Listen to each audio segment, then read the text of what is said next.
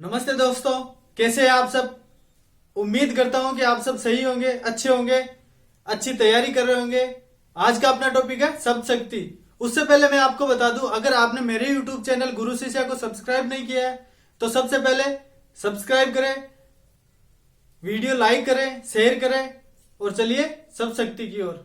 शब्द शक्ति क्या होता है? शब्द शक्ति शब्द शक्ति जिस शक्ति या व्यापार द्वारा शब्द के अर्थ का बोध होता है वह शब्द शक्ति कहलाती है।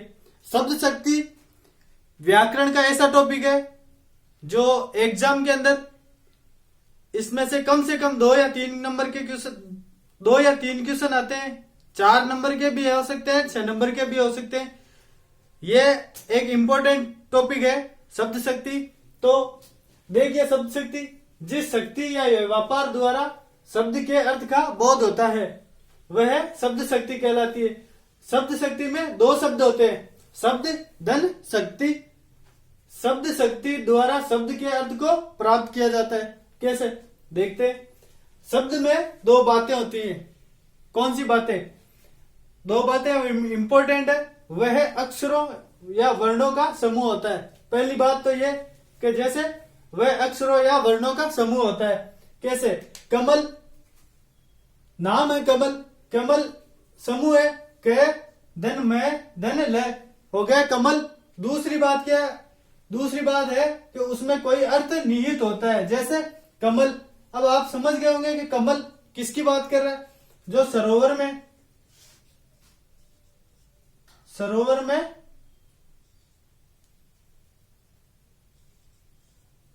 पैदा होता है।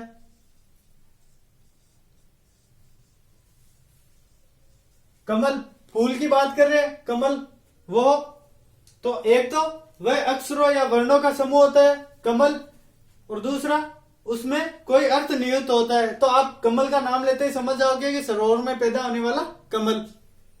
और शब्द के प्रकार 3 प्रकार होते हैं। कौन कौन से? वाचक, लक्षण और व्यंजक। वाचक जो वाच्यार्थ को प्रकट करे, लक्षण जो लक्ष्यार्थ को प्रकट करे और व्यंजक जो व्यंग्यार्थ को प्रकट करे। शब्द शक्ति व्याकरण का ऐसा टॉपिक है जिसमें से कम 2 या 3 क्वेश्चन आते हैं जो 4 नंबर या 6 नंबर के होते हैं। देखिए एक बार वापस।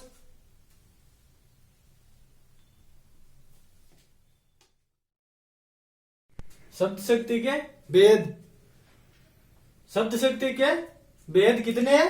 3 भेद। कौन कौन से? अभिधा, लक्षणा और व्यंजना। अभिधा जिसका शाब्दिक अर्थ है नाम। अभिधा का शाब्दिक अर्थ क्या है? नाम। और अभिधा जैसे वाच्यार्थ, मुख्यार्थ या अभिधार्थ प्रकट होता हो। जैसे राम घर चल, मुख्यार्थ या वाच्यार्थ। सिंपल सी बात है, राम घर चल, सोन ने खाना खाया। जहां मुख्यार्थ प्रकट हो। अभिधा के अंदर यमक अलंकार के उदाहरण भी इसी में आते हैं। मतलब यमक अलंकार के उदाहरण भी इसी में आते हैं। इसी में किसमें? अभिधा में। अभिधा शब्द शक्ति में। जैसे 3 बेर खाती थी, 3 बेर खाती थी, वे 3 बेर खाती है। तो रही बात अलंकारों की, वो आपको अगले वीडियो में बताया जाएगा। 3 बेर खाती थी, वे 3 बेर खाती है। 3 बेर मतलब 3 समय, जो दिन के अंदर 3 बार खाती थी, वो आज केवल 3 बेर, जो एक फल होता है छोटा सा बेर, वही खा के गुजारा कर रही है। लाल दुपट्टा मलमल का कि दिल मेरा मलमल गया। लाल दुपट्टा मलमल का, मखमल का कि दिल मेरा गदगद हो गया, दिल मेरा खुश हो गया। ये अभिधा शब्द शक्ति। अब है लक्षणा शब्द शक्ति। लक्षणा शब्द शक्ति के अंदर लक्ष्यार्थ या लक्षणार्थ अर्थ प्रकट होता हो। और विश्वनाथ प्रसाद मिश्र ने लक्षणा के 80 भेद माने। 80 भेद माने, जिसमें रूढ़ा लक्षणा के 16 और प्रयोजनवती लक्षणा के 64। लक्षणा शब्द शक्ति के कितने भेद है? 2 भेद। ये आपको अभी पढ़ाया जाएगा। तीसरा है व्यंजना शब्द शक्ति, जिसमें व्यंग्यार्थ या ध्वन्यार्थ या अन्यार्थ अर्थ प्रकट होता हो। इसके 2 भेद है, आर्थी व्यंजना और शाब्दी व्यंजना। एक बार वापस देखिए, शब्द शक्ति के भेद कितने? 3। कौन कौन सा? अभिधा, लक्षणा और व्यंजना। अभिधा जिसका शाब्दिक अर्थ है नाम, और इसमें वाच्यार्थ, मुख्यार्थ या अभिधार्थ अर्थ प्रकट होता हो। जैसे राम घर चल, तो सिंपल सी बात है, राम घर चल। सोन ने खाना खाया, जहां वाक्य सिंपल वाक्य नजर आता है, साधारण वाक्य, वहां अभिधा शब्द शक्ति। और इसके अंदर यमक अलंकार के उदाहरण भी आते हैं। जैसे 3 बेर खाती थी, वे तो 3 बेर खाती है। लाल दुपट्टा मलमल का कि दिल मेरा मलमल गया। दूसरा शब्द शक्ति है लक्षणा शब्द शक्ति, जिसके अंदर लक्ष्यार्थ या लक्षणार्थ का अर्थ प्रकट होता हो।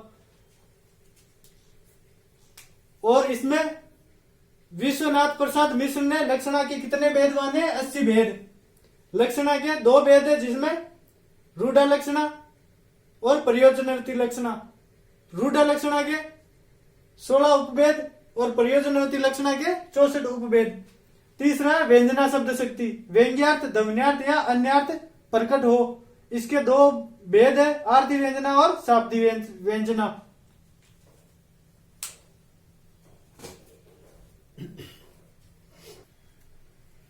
शब्द शक्ति, शब्द शक्ति बता दी मैंने आपको। शब्द शक्ति के प्रकार, अभिधा शब्द शक्ति बता दी। फिर भी एक बार, अभिधा शब्द शक्ति वाच्यार्थ, मुख्यार्थ या अभिधार्थ को प्रकट, जहां वाच्यार्थ, मुख्यार्थ या अभिधार्थ प्रकट हो। अभिधा के अंदर यमक अलंकार के उदाहरण आते हैं। दूसरा शब्द शक्ति लक्षणा शब्द शक्ति, जिसमें लक्ष्यार्थ या लक्षणार्थ प्रकट हो। इसके लक्षणा शब्द शक्ति के भी 2 भेद है, रूढ़ा लक्षणा और प्रयोजनवती लक्षणा। मैंने क्या बताया था आपको कि विश्वनाथ प्रसाद मिश्र ने लक्षणा शब्द शक्ति के 80 भेद बताए, जिसमें रूढ़ा के कितने बताए? 16 और प्रयोजनवती के 64 भेद। तो रूढ़ा के 16 हो गए, प्रयोजनवती के 64 भेद हो गए। रूढ़ा लक्षणा, जहां लक्ष्यार्थ रूढ़ी के आधार पर, किसके आधार पर? रूढ़ी के आधार पर ग्रहण किया जाए। रूढ़ा लक्षणा के अंतर्गत जहां लक्ष्यार्थ रूढ़ी के आधार पर ग्रहण किया जाए, इसमें प्रतीकात्मक रूप और मुहावरे आते हैं। जैसे सीता गाय है, सीता गाय है, क्या समझे आप? सीता गाय थोड़ी हो सकती है। सीता गाय के समान भोली है, गाय के समान सीधी सरल है, सीता बहुत भोली है। राम के पेट में चूहे दौड़ रहे हैं, तो आप सोचो कि राम के पेट में चूहे कैसे दौड़ सकते?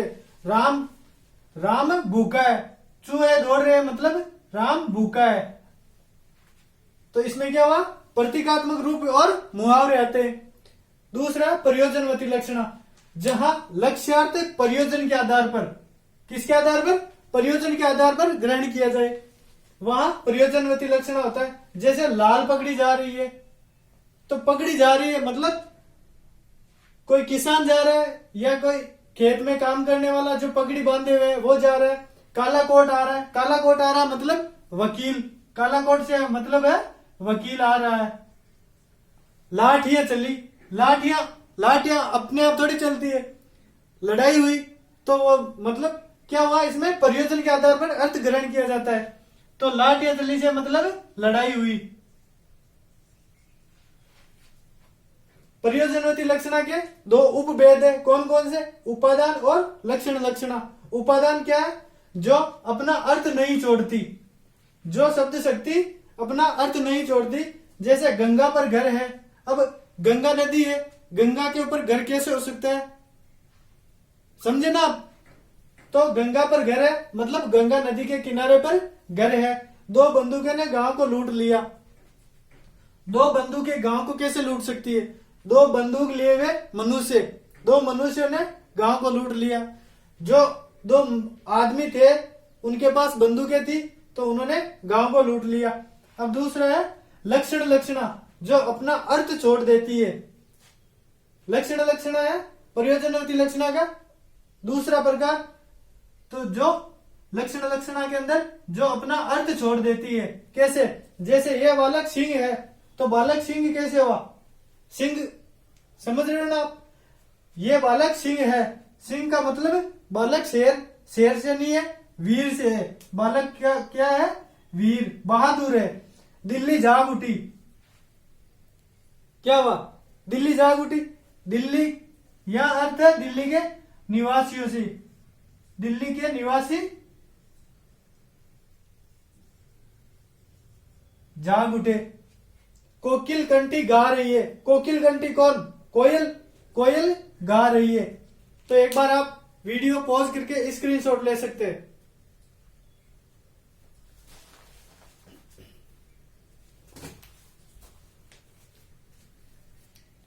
तो दोस्तों आपको बता दिए शब्द शक्ति के 2 प्रकार। अब तीसरा प्रकार कौन सा है? व्यंजना शब्द शक्ति, तीसरा प्रकार, जिसमें व्यंग्यार्थ, ध्वन्यार्थ या अन्यार्थ प्रकट होता हो। व्यंजना शब्द शक्ति की व्यंजना शब्द शक्ति के भी 2 भेद है। कौन सा? आरती व्यंजना और शाब्दी व्यंजना। आरती व्यंजना जहां व्यंग्यार्थ अर्थ में निहित हो, किसमें हो? अर्थ में। वे आरती व्यंजना अर्थ में निहित हो, जैसे शाम हो गई। अब आप क्या सोचोगे? शाम हो गई, जैसे 2 खिलाड़ी है, 2 बच्चे खेल रहे हैं, तो शाम हो गई, सोचेंगे क्या? घर चलने का समय हो गया। गवाला है, वो सोचेगा गायों को घर ले चलने का समय हो गया। मजदूर है तो वो सोचेगा शाम हो गई, घर चलने का समय हो गया। इसमें अन्योक्ति अलंकार के भी उदाहरण आते हैं, जैसे माली आवत देख कर कलियन करी पुकार, फूली फूली सब चुन लिए कली हमारी बार। मतलब इसका अर्थ समझो आप, माली को आता देखकर कलियां पुकार करने लगी के सब फूल फूली फूली सब चुन लिए। जो फूल थे एक एक फूल को तोड़ लिया, चुन लिया, कली हमारी बार।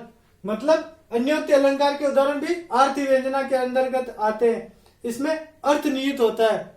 दूसरा है शाब्दी व्यंजना, जहां व्यंग्यार्थ किसमें निहित हो? शब्द में।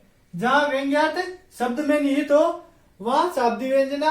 और शाब्दी व्यंजना के अंतर्गत सलेस अलंकार के उदाहरण आते हैं, जैसे रख घोड़े को पॉकेट में, दे घोड़े को लगाम, राम चाहे लीला, लीला चाहे राम। मतलब रख घोड़े को पॉकेट में, बंदूक छोटी गन आती है उसको घोड़ा ही बोलते हैं, और दे घोड़े को लगाम, घोड़ा अश्व, दे घोड़े को लगाम। दूसरा पानी गए न उभरे मोती मानुष चून। तो अर्थ समझो आप, इसमें शाब्दी व्यंजना में पानी, पानी गए न उभरे मोती मानुष चून। आप यहां देखिए एक बार, पानी मोती के साथ, पानी गए न उभरे मोती मानुष चून, तो मोती के साथ पानी, मतलब उसकी चमक नहीं रहती।